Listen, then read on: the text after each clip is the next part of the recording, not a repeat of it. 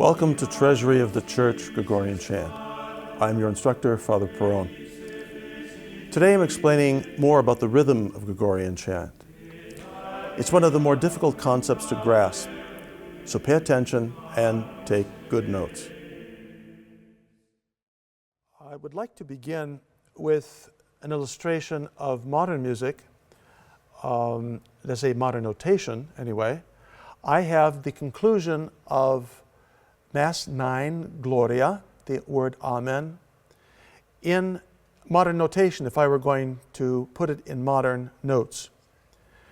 You see, the bar line indicates, in modern music actually you would have meters written in. I would have, for example, in the first one I'd have 2/8, then I would have 3/8, 2/8, 2/8, 3/8, and so forth. But without adding to that confusion, I put the numbers down below: 1, 2, 1, 2, 3, 1, 2, 1, 2, 1, 2, 3, 1, 2, 1, 2. I'm going to sing it, I could play it at this pitch, but.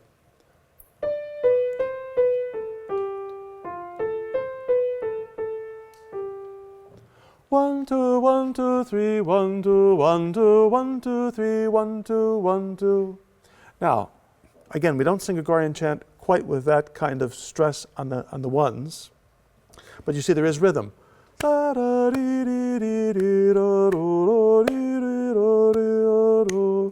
clap the hands, which is not a good thing to do, but it does tell you where the one is.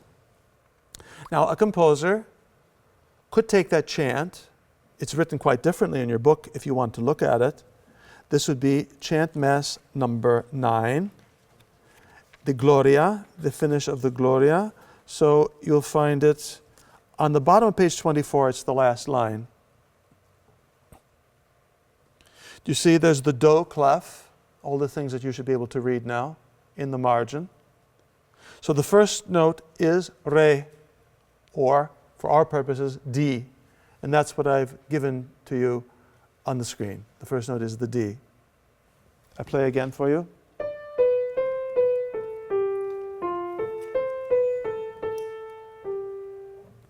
One, two, 1, 2, 3, 1, 2, 1, 2, 1, 2, 3, 1, 2, 1, 2.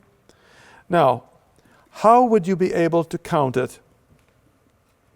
I sang it for you this way, but how would you be able to determine that? Well, 2 is pretty much the default. 2 is the ordinary grouping, and 3 would be the exception. So I'm going to count. If you look at your book on page 24, the bottom line, I'm going to count. If you look at it, 1, 2, and now you have a group of 3. 1, 2, 3, and now another diamond note, which has to be 1, 2. Is it clear? Mm-hmm. Now, we have another formation. 1, 2, the lower note first. We have another group of 3, a clevis. 1, 2, 3. And then 1, 2, with the dot, and another group, 1, 2. So, it's exactly what I have here. If I were to write this for instruments, let's say, people who don't know Gregorian chant, I would have to notate it something like this. And in fact, Maurice Duruflé wrote the Requiem. He wrote a Mass, Missa cum Jubilo, this very Mass. We sang it here last year.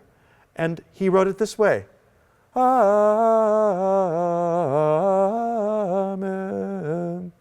1, 2, da, da, da. Because modern musicians can play that. They can say, that's 2/8 and 3/8 and so forth. But if you gave them this, they would be lost. They can't play from Gregorian notation and play as an ensemble. It won't work with an orchestra.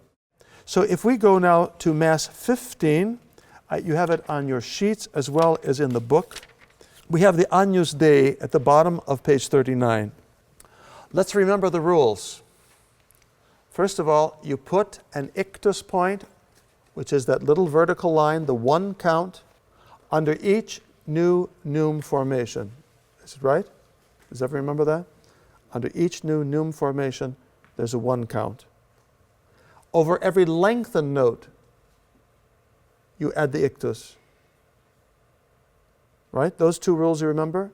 And also the one we hardly got to exploit was that you do not, as a rule, try to coincide the word accent and the musical accent. It creates a heaviness which is foreign to Gregorian chant. So you have them alternate.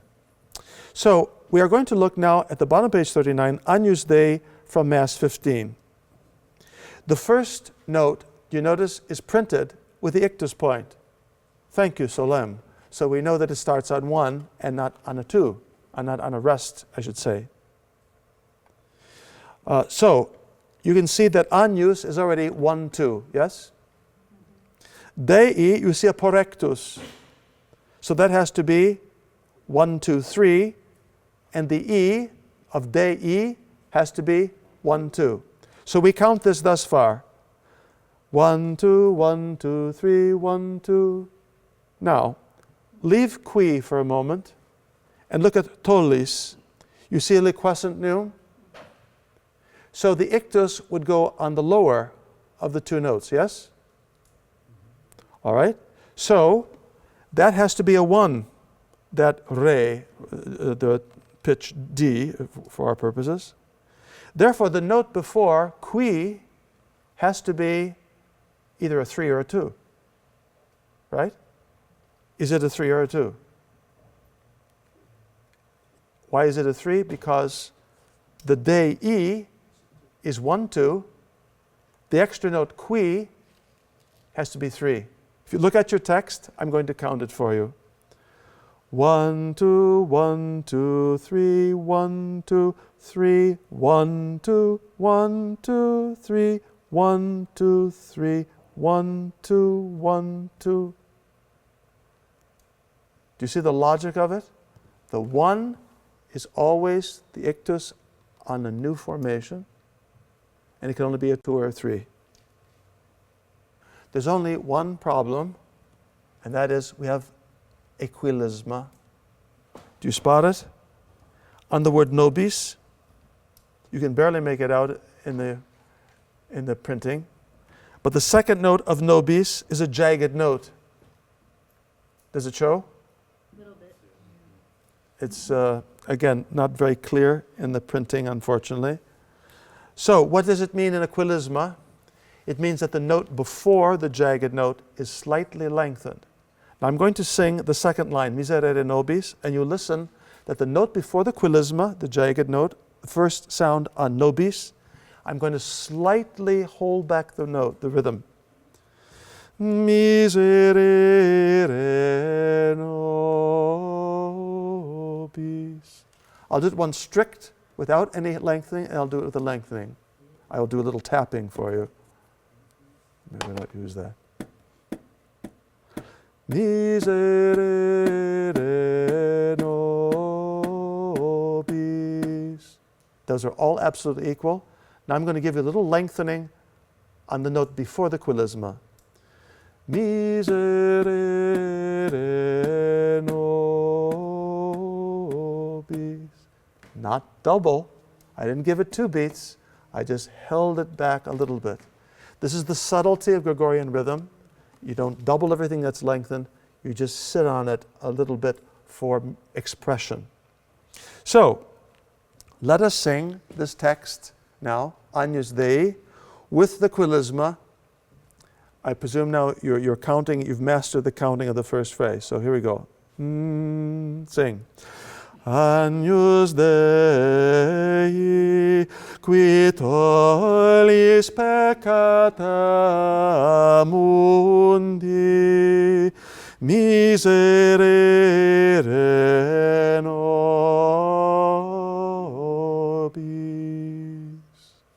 Now, to sing nobis really beautifully, you lengthen the first note slightly, and we sort of sneak up on the others.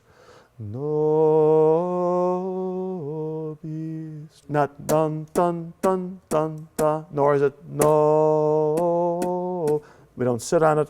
We just a slight lengthening. This creates the beauty of the chant. Let's count a little bit more, and the next Agnus Dei, the second one, beginning in the middle of the second line. It has to be, Agnus has to be 1, 2, 1, 2, yes? except the de has to be number 3. And the E, or the I vowel, has to be 1, 2. So look at that. It comes out this way. 1, 2, 1, 2, 3, 1, 2. Yes? The qui, as before, has to be 3. How do you know? Because tolis coming up is a group of a climacus. So there's 1, 2, 3, and the least of tolis is a dot. So it's therefore 1, 2. So I count now Agnus Dei number 2 for you. 1, 2, 1, 2, 3, 1, 2, 3, 1, 2, 3, 1, 2. Yes? And I go on.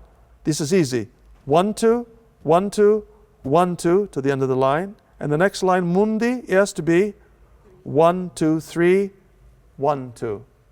Notice the liquescent. Why is there liquescent on the word mundi? Because you have mundi, mundi. So to tell you, watch your pronunciation, they put it in the notation.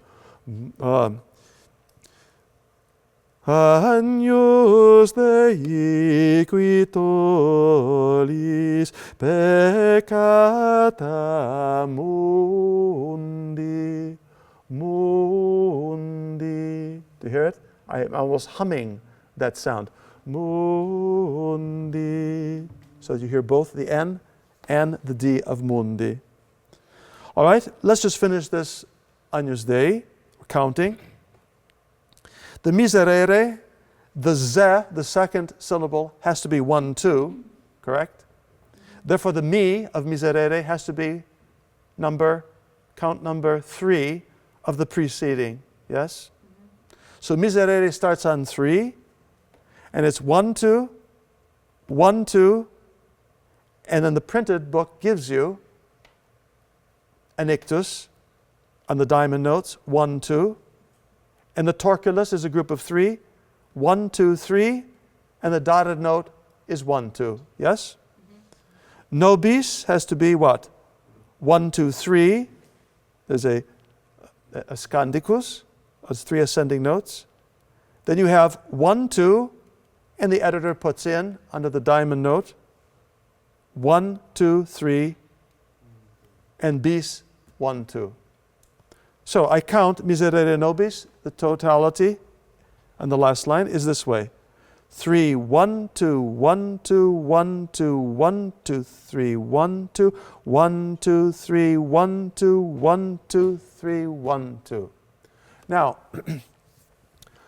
for a choir, if we were a choir and we were preparing this to sing, I would have you mark in your book an ictus for every 1. Every time we have the number 1. Your book would be filled with editorial markings.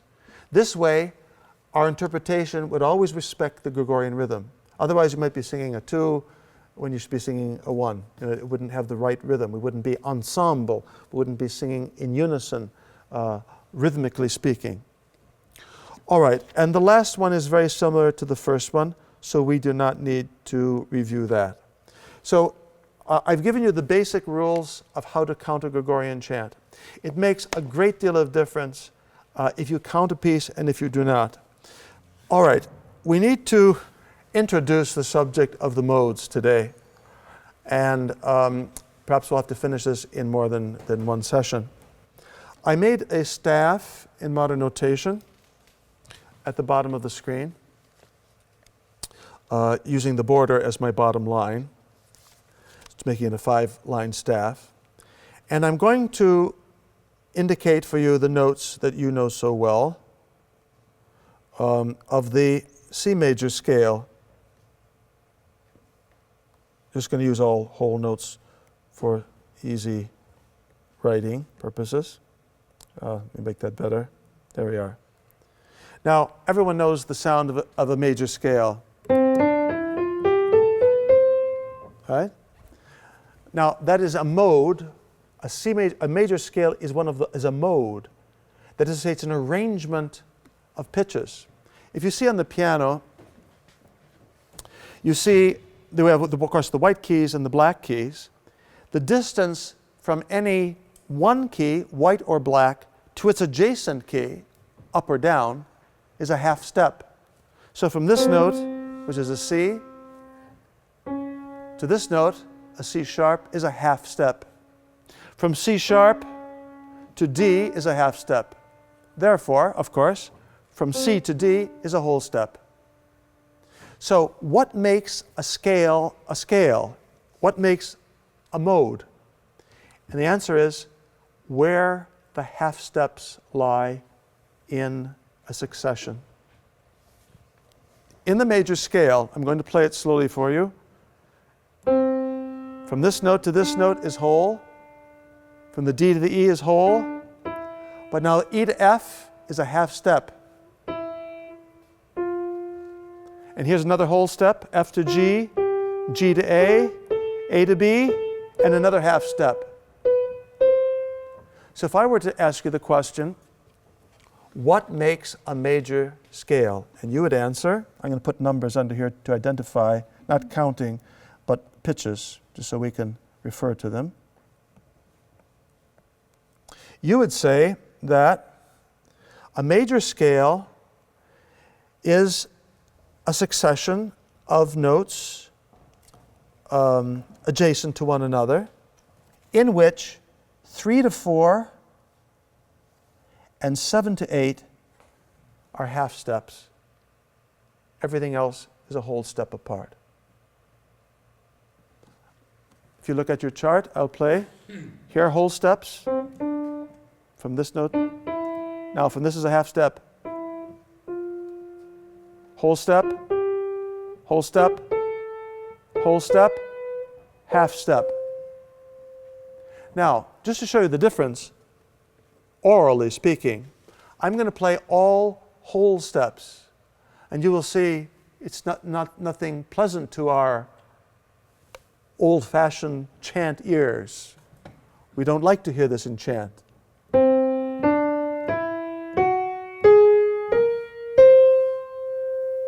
See, it sounds wrong to us, right?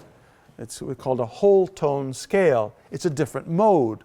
It's not the major scale mode. Also, if I were to play a scale, all half steps, we would have what we call the chromatic scale.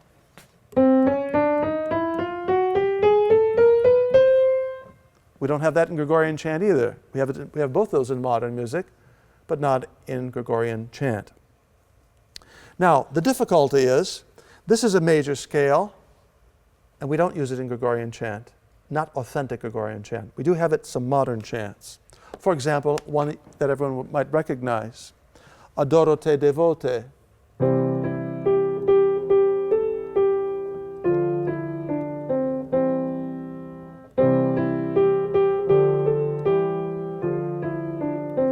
Sounds just like modern music, almost.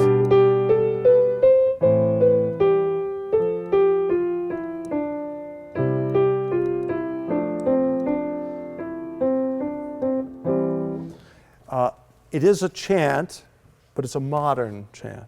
I don't know when it was composed, but it doesn't go back to the centuries, all right? It's a rather modern melody.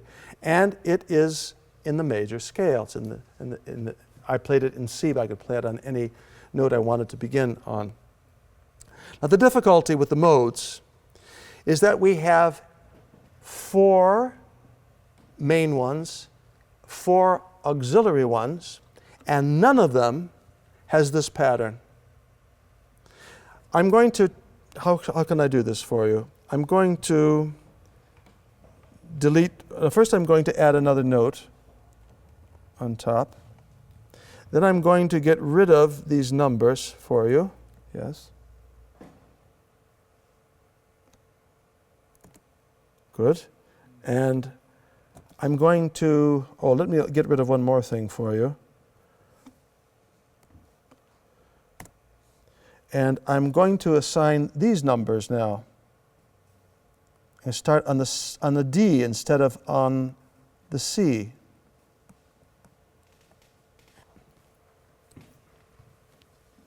Now, what is the difference between what I had before and what I've done now? Well, first, of course, I'm starting on a new note. But that's not the whole of it. The question is here, where are the half steps? They are not between 3 and 4 anymore. They are now between, where I have the little arch there, they're between 2 and 3 and 6 and 7. Now we have an entirely different sound. I'm going to play again the major scale with which you're very familiar. Up and down. Now I'm going to play what's on the chart here. I'm going to start on D and play from D to D, all the white notes up and down. It has an entirely different sound. We would say a different modality, a different arrangement of pitches in their relation to each other. The first note now is not this. I'm adding chords to it to make it more obvious to your ear. I'm going to start here now. Now listen to this.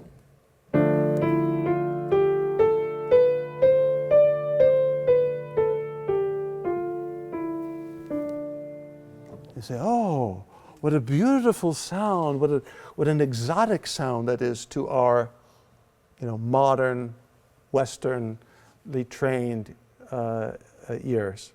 So it's entirely different feeling we get in the church modes. This is the first mode. This is mode number 1. We call it, according to the traditional terminology, the Dorian mode. Dorian. These all have Greek titles, and we're going to get into this a little more next time. We'll pick it up from here, but I want you to have an appreciation of what we are doing. I can go on, and I will next day, of adding another note and going, instead of from D, which you see here, I've indicated, from D to high D, I could start on E, which was a number 2 at the moment, and go up to the high E. And I can, of course, do the same thing. I can erase these numbers, and I can now start, well, I have to erase something else. And now I can put it this way.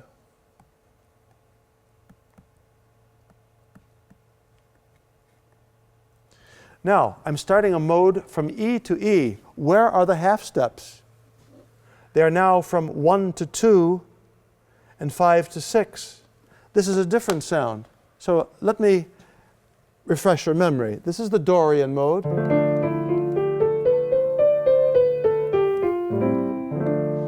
Here's the next mode.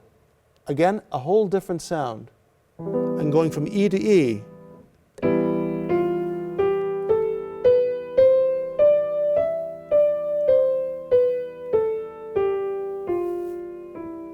You see that half step at the end? La, gives it a whole different feeling from the Dorian mode. Now, if you don't know music and if your ear doesn't catch all of the subtleties, don't worry about that. But I'm just saying, you see they're very different. They certainly don't sound like a major scale. It doesn't sound like this. Here's the Phrygian mode again, the one beginning on E.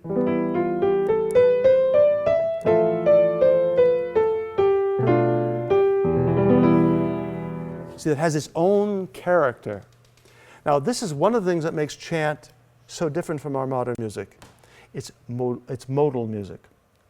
Of course, modern music is modal too, but we don't speak of it that way. We have major scales, we have minor scales, we have chromatic scales, and we have whole tone scales, but we don't use the modes unless the composer wants to invoke them and imitate these church modes or these Greek modes in his music. And of course, a lot of composers do that in modern music. But this is one of the things that makes Gregorian chant distinctive, is it has its own ethos, it has its own feeling because of the modality of the chant. That's all for now. Stay tuned for our next show where we'll be talking about the modes, specifically the authentic modes. Thank you for watching. God bless you.